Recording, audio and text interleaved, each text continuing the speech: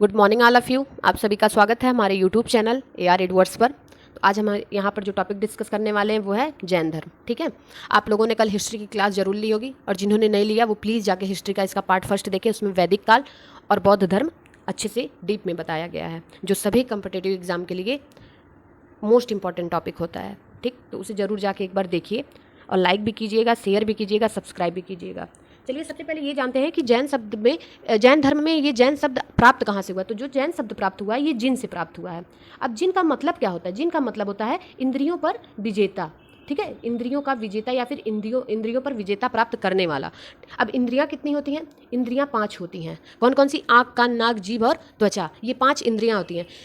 जब इन पांचों पर कोई कंट्रोल पा जाता है पूरी तरीके से तो उसे क्या होती है? ज्ञान की प्राप्ति कहते हैं या फिर कैवल्य की प्राप्ति कहते हैं। जैन धर्म में उसे कैवल्य की प्राप्ति भी बोला जाता है। ठीक, और भी कुछ इंपॉर्टेंट पॉइंट है वो भी जरूर कॉपी पेन लेके बैठा कीजिए और जो एक्स्ट्रा पॉइंट बताया जाता है उसे जरूर नोट किया कीजिए। ठीक, तो जैन धर्म जो है वो ईश्वर को नहीं मानता है। ठीक है, ये ईश्वर को नहीं मानता है। ये किसमें विश्वास रखता है? आत्मा में विश्वास रखता है। और जैन धर्म क्या कहता है कि संसार के प्रत्येक कण में क्या विद्यमान है? आत्मा विद्यमान है, चाहे वो सजीव हो या फिर निर्जीव हो, कोई भी लिविंग थिंग हो या फिर नॉन लिविंग थिंग हो, उसमें आत्मा रहती है और ये ईश्वर को नहीं मानते हैं। ठीक है, और जैन धर्म का भाषा कौन सा होता है? तो प्राकृत भाषा, या फिर इसी को और क्या बोलते हैं? अर्धमागधी भी बोलते हैं। ठीक है, चलो आगे देखते हैं कि जैन धर्म के संस्थापक कौन थे। तो जैन धर्म के जो संस्थापक हुए थे उनका नाम क्या था? ऋषभदेव था, या फिर आदिनाथ बोलते हैं। लेकिन अगर ये पूछ ले आपसे कि वास्तविक संस्थापक कौन हुआ था तो वो महावीर स्वामी हुए थे। अब यहाँ पे देखिए एक फर्क देखने को मिल रहा होगा, संस्थापक और वास्तविक संस्थापक। तो जो पहले कोई भी चीज बनाया होता है उसे संस्थापक कहते हैं, लेकिन अगर वो एक बार फिर से बर्बाद हो जाए, पूरी तरीके से डिस्ट्रॉय हो जाए, फिर जब उसको दोबारा बनाया जाता है तो उसे हम लोग क्या कहते हैं? रियल संस्थापक बोलते हैं या फिर वास्तविक संस्थापक। तो जैन धर्म के जो संस्थापक थे वो आदिनाथ या फिर ऋषभदेव, लेकिन वास्तविक संस्थापक की बात की जाएगी तो वो महावीर स्वामी थे। ठीक, चलिए अब यहाँ पे कुछ गुरुओं की बात की गई है। अब जैन धर्म में ये लोग गुरु को मानते थे। गुरु को ही क्या कहते थे? तीर्थकर बोलते थे। क्या बोलते थे? इस तीर्थकर में कुछ तीर्थकर इंपॉर्टेंट थे। ठीक है, जैसे पहले तीर्थकर कौन थे? तो ऋषभदेव या फिर आदिनाथ। दूसरे तीर्थकर का नाम क्या था? आदित्यनाथ था। और फिर तीसरे तीर्थकर कौन हुए थे? संभवनाथ थे। 7वें तीर्थकर कौन थे? सुपार्श्वनाथ थे। अब यहाँ पे एक तीर्थकर का नाम दिया गया होगा, 19वां तीर्थकर।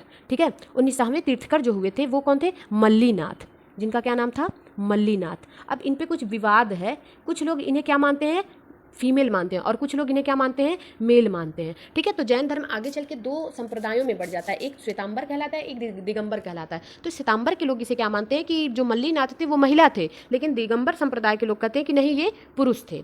ठीक है, ऐसे ही बहुत लोग कहते हैं कि महावीर स्वामी ने शादी किया था, बहुत लोग कहते हैं शादी ही नहीं किया था, लेकिन उनकी एक बेटी भी थी। ठीक, चलिए अब 21वें गुरु का नाम क्या था? नेमिनाथ। 22वें गुरु का नाम अरिष्टनेमी। तो कुछ इंपॉर्टेंट गुरु हैं तीर्थकर जिनका नाम आपको याद रखना पड़ेगा, क्योंकि अक्सर वो एग्जाम में पूछ ही लेता है। ठीक है, केवल 23वें और 24वें गुरु की ऐतिहासिक जानकारी हमें मिलती है। तो सबसे पहले हम लोग देखेंगे 23वें गुरु। तो 23वें गुरु कौन हुए थे?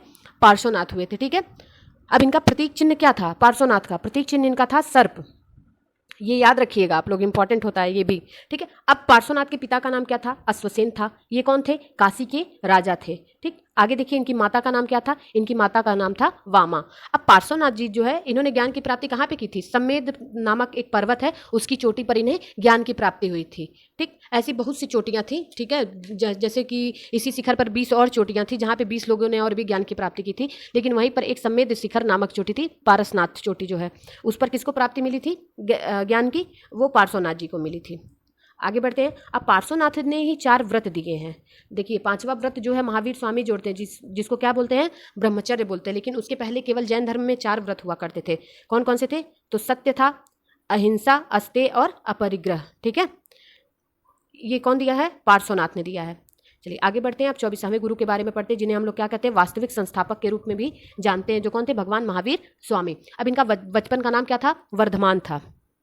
अब इनका जन्म कब हुआ था? 540 BC में, लेकिन कब कुछ जगहों पे अपवाद हो जाता है। कुछ लोग कहते हैं कि 599 BC, लेकिन हमेशा प्रायोरिटी में किसको रखेंगे? 540 BC को रखेंगे। 599 BC को हमेशा हम लोग सेकंड प्रायोरिटी पे रखेंगे, कभी भी इसे फर्स्ट प्रायोरिटी पे नहीं रखेंगे। अक्सर पेपर में पूछ लेता है तो कोई एक ही ऑप्शन देगा, दोनों ऑप्शन नहीं देता है कभी भी। ठीक, इनका जन्म स्थान क्या था? इनका जन्म स्थान जो था वो कुंडग्राम बिहार था। पिता का नाम इनके सिद्धार्थ था, माता का नाम त्रिशला था। अब त्रिशला कौन थी? ये लिच्छवी की राजकुमारी थी। किसकी बहन थी? ये चेटक की बहन थी। पत्नी इनकी कौन थी? पत्नी का नाम इनके था यशोदा। पुत्री का नाम प्रियदर्शना या फिर अड़ुज्जा प्रियदर्शना भी है। अब इनका वंश कौन सा था? जात्रिक वंश था, ठीक है। और वंश जात्रिक था और जात इनकी क्या थी? जात इनकी क्षत्रिय थी, जात इनकी क्षत्रिय थी। इनके भाई का नाम जो था नंदीवर्मन था, भाई का नाम नंदीवर्मन था। अब महावीर स्वामी ने जब गृह त्याग किया था तो किसकी अनुमति से घर को त्याग किया था? किसके लिए त्याग किया था? कैवल्य की प्राप्ति के लिए, यानी ज्ञान की प्राप्ति के लिए इन्होंने गृह त्याग किया था। तो अनुमति किससे ली थी इन्होंने अनुमति अपने भाई से ली थी, नंदीवर्मन से ली थी, ठीक है। आगे बढ़ते हैं। भद्रबाहु के कल्प सूत्र के अनुसार भगवान महावीर स्वामी ने गृह त्याग के 13 महीने पश्चात वस्त्र त्याग दिए थे, ठीक है। कल्प सूत्र क्या है? कल्प सूत्र एक पुस्तक है, ठीक है, जिसमें जैन धर्म के इतिहास के बारे में पता चलता है। कल्प सूत्र, अब देखिए यहाँ पे एक ट्रिक होता है, जिस भी किताब में सूत्र आ जाए लास्ट में, वो सारी किताबें 90% किससे जुड़ी हुई होती हैं? वो जैन धर्म के किताब होती हैं, ठीक है। तो वो जैन धर्म से ही जुड़ी हुई होती हैं। ये ट्रिक होता है, इसे कहीं लिख लीजिएगा आप लोग। आगे देखिए कि 13वें महीने पश्चात इन्होंने क्या किया था? वस्त्र को त्याग दिया था। अब भगवान महावीर स्वामी ने 30 वर्ष की अवस्था में गृह त्याग किया था। कितने वर्ष की अवस्था में? 30 वर्ष की अवस्था में। और 42वें वर्ष इन्हें क्या प्राप्त हुआ था? ज्ञान की प्राप्ति हुई थी 42वें वर्ष, ठीक है। और कहाँ पे हुआ था? जम्बुक ग्राम में, ऋजुपालिका नदी के किनारे। अब इसी ऋजुपालिका को और किस नाम से जानते हैं हम लोग? उसरी रिवर के नाम से जानते हैं। कौन सी रिवर? उसरी रिवर के नाम से भी जानते हैं। और कौन से वृक्ष के नीचे? साल के वृक्ष के नीचे, या फिर अशोक का वृक्ष भी दे देता है कभी कभी। कौन सा वृक्ष? अशोक का वृक्ष।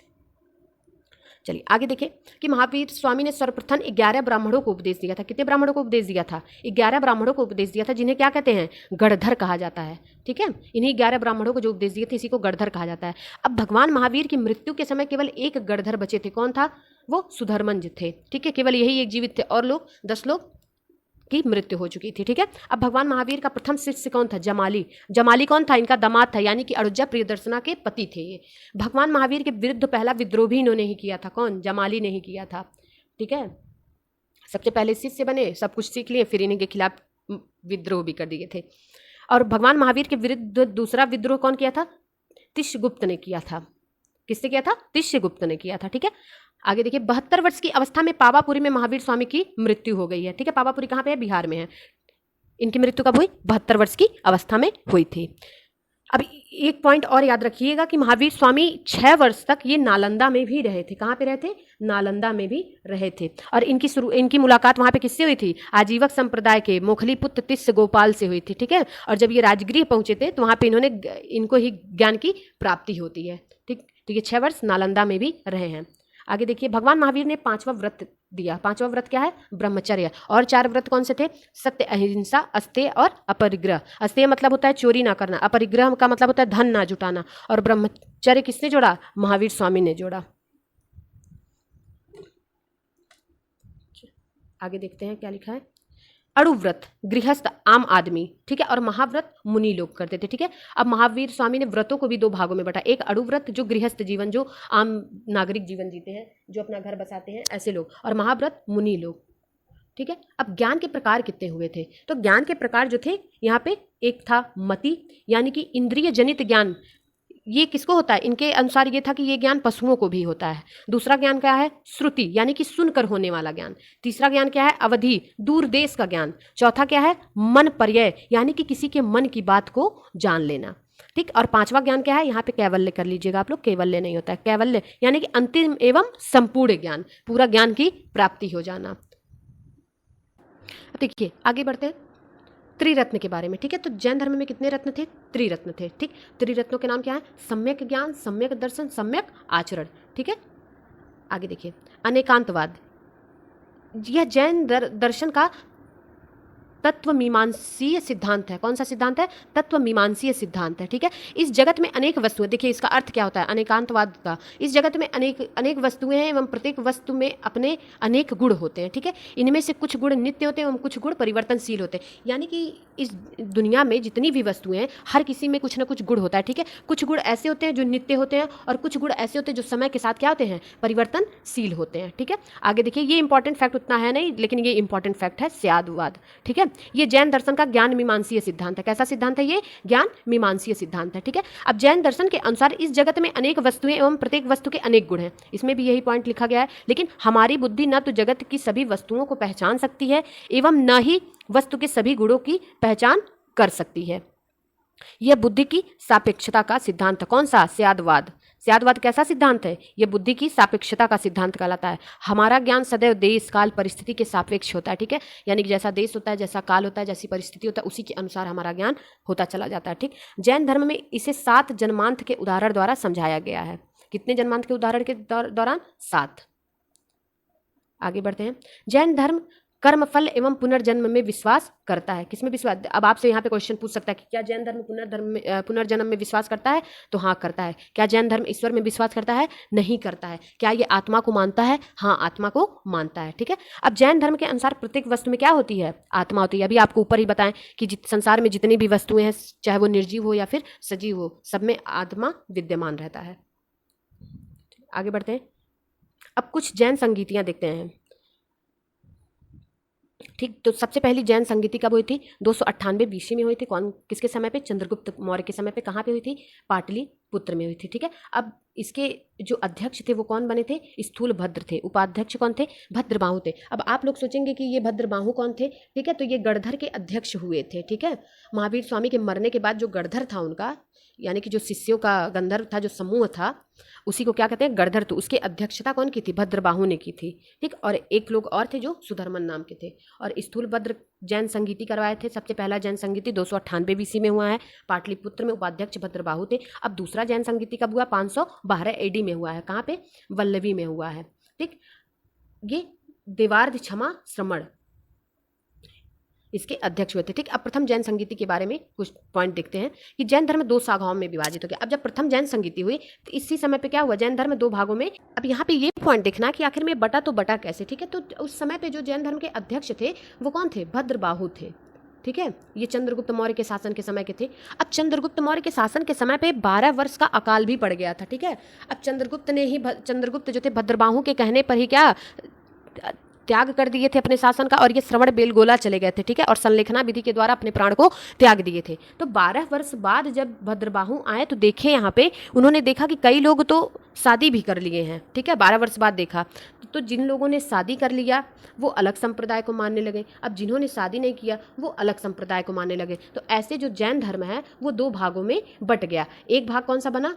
दिगंबर। दूसरा कौन सा बना? श्वेतांबर, ठीक है। तो आइए देखते हैं एक एक करके कि इसमें क्या क्या चीजें हैं, ठीक। तो भद्रबाहु के अनुयायी कौन हुए? ये दिगंबर हुए, यानी जिन्होंने शादी नहीं की थी। ये कैसे थे? कंजर्वेटिव थे, यानी रूढ़िवादी थे। मोक्ष की प्राप्ति हेतु वस्त्र त्यागना आवश्यक है, यानी कि ये वस्त्रहीन रहते थे, बिना कपड़े के। अब यहीं पे दूसरा पॉइंट देखते हैं कि श्वेतांबर, यानी कि ये किसके अनुयायी थे? स्थूलभद्र के अनुयायी हुए थे, ठीक है। अब ये कौन से लोग थे? सुधारवादी थे। इन्होंने क्या कहा? मोक्ष की प्राप्ति हेतु वस्त्र त्यागना आवश्यक नहीं है, और इनके अनुसार जो है मोक्ष की प्राप्ति के लिए महिला का होना जीवन में अत्यंत आवश्यक होता है, ठीक है। महिलाओं को ही इस जीवन में मोक्ष संभव है, महिलाओं के बिना मोक्ष संभव नहीं होता है, ठीक है। अब यहाँ पे दिगंबर संप्रदाय में जो भद्रबाहु के अनुयायी थे, इनका क्या कहना था? ये कहते थे कि महिलाओं को इस जीवन में मोक्ष संभव नहीं है, ठीक है। आगे देखिए, भगवान महावीर अविवाहित थे। ये कौन मानता था? एक सेकंड, ये मानते थे दिगंबर संप्रदाय, लेकिन वो विवाहित थे। ये कौन मानता था? श्वेतांबर लोग मानते थे, ठीक है। आगम साहित्य को प्रमाणिक नहीं मानते थे। कौन? दिगंबर। लेकिन इन्होंने क्या कहा? ये आगम को मानते थे, और 96 आगम को प्रमाणिक मानते थे। कितने आगम को? कई सारे आगम थे, जिनमें से 96 आगम को ये लोग प्रमाणिक रूप से मानते थे। और दिगंबर का एक और स्टेटमेंट था, ये कहते थे कि संसार में सभी दुखों का कारण कौन है? महिला होती है, ठीक है। और ये कहते थे कि ब्रह्मचर्य का पालन करो। कौन से लोग? दिगंबर संप्रदाय के लोग। ये ब्रह्मचर्य का पालन कहते थे करो, लेकिन ये क्या कहते थे? ब्रह्मचर्य का पालन मत करो, संसार में महिला ही है जो मोक्ष का साधन है। इनके अनुसार ये था। आगे बढ़ते अब देखते हैं कि जैन धर्म का योगदान क्या क्या था, ठीक है। तो जैन धर्म एक सरल और आडंबर विहीन धर्म है, ठीक है। ये ईश्वर को मानता ही नहीं था, ना ही ये धार्मिक आडंबरों को मानता था, ना ही कर्मकांड को मानता था, अंधविश्वासों में भी विश्वास नहीं रखते थे, वर्ण व्यवस्था को नहीं मानते थे। इन सब का ये क्या करते थे? विरोध किया करते थे, ठीक है। जैनों ने नैतिक मूल्यों पर अधिक बल दिया, ठीक है, जैसे सत्य, अहिंसा, अपरिग्रह, अस्तेय, ब्रह्मचर्य। इन पर इन्होंने सबसे ज़्यादा फोर्स किया है कि ये काम कीजिए जिससे समाज में नैतिक उत्थान हो सके। आगे बढ़ते हैं कि जैनों ने स्यादवाद जैसा व्यवहारिक दर्शन दिया, ठीक है। ऊपर अभी आप लोगों को स्यादवाद के बारे में पढ़ाएं, तो स्यादवाद जैसा इन्होंने व्यवहारिक दर्शन भी दिया है। स्थापत्य कला में योगदान भी इन्होंने दिया, ठीक है। अब गंगा शासक चामुंड राय ने श्रवण बेलगोला में बाहुबली की मूर्ति का निर्माण करवाया, ठीक है, जो कहाँ पे है? ये कर्नाटका में है, श्रवण बेलगोला, ठीक है। गोमतेश्वर बाहुबली की मूर्ति बनी है, ठीक है, चामुंडा राय ने बनवाई थी। और हर 12 साल पे, कितने साल पे? हर 12 साल पे यहाँ पे क्या होता है? दूध से इनका अभिषेक किया जाता है, जिसे क्या बोलते हैं? महामस्तका अभिषेक, महामस्तका अभिषेक भी इसी को कहा जाता है। किसकी मूर्ति पे होता है? गोमतेश्वर बाहुबली की मूर्ति। कहाँ पे ये है? श्रवणबेलगोला कर्नाटक में है। ये कौन थे गोमतेश्वर बाहुबली? ये ऋषभ देव के पुत्र थे, ठीक है। और चामुंडा राय ने ही इनकी क्या बनवाई थी? मूर्ति बनवाई थी। कौन से शासक के थे चामुंडा राय? तो गंग शासक के थे ये। आगे देखिए, रणकपुर एवं देलवाड़ा में सुंदर मंदिरों का निर्माण कराया गया है, यानी कि जैन मंदिरों का निर्माण भी कराया गया है। ये देलवाड़ा नहीं है, ये दिलवाड़ा मंदिर है, दिलवाड़ा। मथुरा एवं अमरावती शैलियों में जैन धर्म से संबंधित मूर्तियों का भी निर्माण कराया है। आगे बढ़ते हैं। बाघ एवं एलोरा की गुफाओं से जैन धर्म से संबंधित चित्र मिलते हैं, ठीक है। जो एलोरा की गुफाएं हैं, कहाँ पे है ये? महाराष्ट्र में, ठीक है। अब यहाँ पे जैन धर्म से संबंधित कुछ चित्र भी मिलते हैं, जिससे जैन धर्म के इतिहास के बारे में पता चलता है, ठीक। जैनों ने शिक्षा के केंद्रों को विकसित किया, जिन्हें क्या कहा जाता है? उपासना कहा जाता है। ये इंपॉर्टेंट है, जरूरी से याद रखिएगा कि जो जैन धर्म में शिक्षा का केंद्र होता है उसे क्या कहते हैं? उपासना कहते हैं। जैनों ने आर्थिक सुधार के लिए, जिसे अर्थव्यवस्था विकसित हुई है, ऐसे भी काम इन्होंने किए हैं। अब देखिए, जैन धर्म और बौद्ध धर्म में कुछ सिमिलरिटीज है, कुछ समानताएं भी है और कुछ असमानताएं भी हैं। तो सबसे पहले हम यहाँ पे देखते हैं कि क्या क्या समानताएं हैं। दोनों अनिश्वरवादी दर्शन है, यानी कि ये ईश्वर को नहीं मानते हैं, और दोनों नास्तिक दर्शन है, ठीक है। जब ईश्वर को मानेंगे नहीं तो सीधी सी बात है, ये कैसे होंगे? नास्तिक होंगे। वेदों को ये स्वीकार नहीं करते। जब ये कर्मकांड को नहीं मानेंगे तो वेदों को भी स्वीकार नहीं करेंगे। दोनों कर्मफल सिद्धांत एवं पुनर्जन्म को मानते हैं, ठीक है। कर्मफल सिद्धांत को मानते हैं और किसे मानते हैं? ये पुनर्जन्म को मानते हैं। दोनों धार्मिक आडंबरों एवं सामाजिक असमानता का ये विरोध करते हैं, ठीक है। यानी कि ये नैतिकता के उत्थान की बात करते हैं हमेशा, और ये धार्मिक आडंबर जैसे कर्मकांड वगैरह, जैसी सामाजिक असमानता, जो असमानताएं हमारे समाज में बहुत ज़्यादा बढ़ती चली जा रही, उन सबका विरोध जैन धर्म के लोग करते हैं, ठीक। दोनों के संस्थापक क्षत्रिय राजकुमार थे। कौन थे? क्षत्रिय राजकुमार थे। कौन थे ये? जैन धर्म में महावीर स्वामी थे, उसमें कौन थे? बुद्ध थे। दोनों ने आर्थिक सुधार किए, दोनों ने नैतिक मूल्यों पर अधिक बल दिया है। आगे बढ़ते हैं। अब जैन धर्म में कुछ असमानताएं भी हैं, ठीक है। क्या क्या असमानताएं हैं उसे देखते हैं, ठीक। अतिवाद या कठोरवाद में विश्वास करते थे, अहिंसा में पूर्णतः विश्वास रखते थे। ये क्या कहते थे? कठोरवाद बनो थोड़ा, ठीक है, अतिवाद बनो, और ये अहिंसा में पूरी तरीके से विश्वास करते थे। लेकिन ये क्या कहते थे? उदारवादी बनो, यानी थोड़ा नरम स्वभाव का बनो, और मांस खाने की अनुमति देते थे। कौन? बौद्ध धर्म। और जैन धर्म नहीं देते थे। मोक्ष की व्याख्या करते थे। कौन करता था? ये जैन धर्म के लोग करते थे। बौद्ध धर्म के लोग क्या कहते थे? निर्माण की व्याख्या करते थे। ये नित्य एवं अनित्यवाद में विश्वास रखते थे, और बौद्ध के अनुसार जगत परिवर्तनशील है, यानी क्षणिकवाद है, अचानक से कुछ भी बदल सकता है। इनका विश्वास ऐसा था। ये नित्य आत्मा में विश्वास करते थे। ये विज्ञान के प्रवाह को ही क्या कहते थे? आत्मा मानते थे। अब इनका विस्तार केवल भारत में हुआ है, अब इनका विस्तार पूरे विश्व में हुआ। किसका? बौद्ध धर्म का। और जैन धर्म का मोस्टली भारत में ही हुआ है।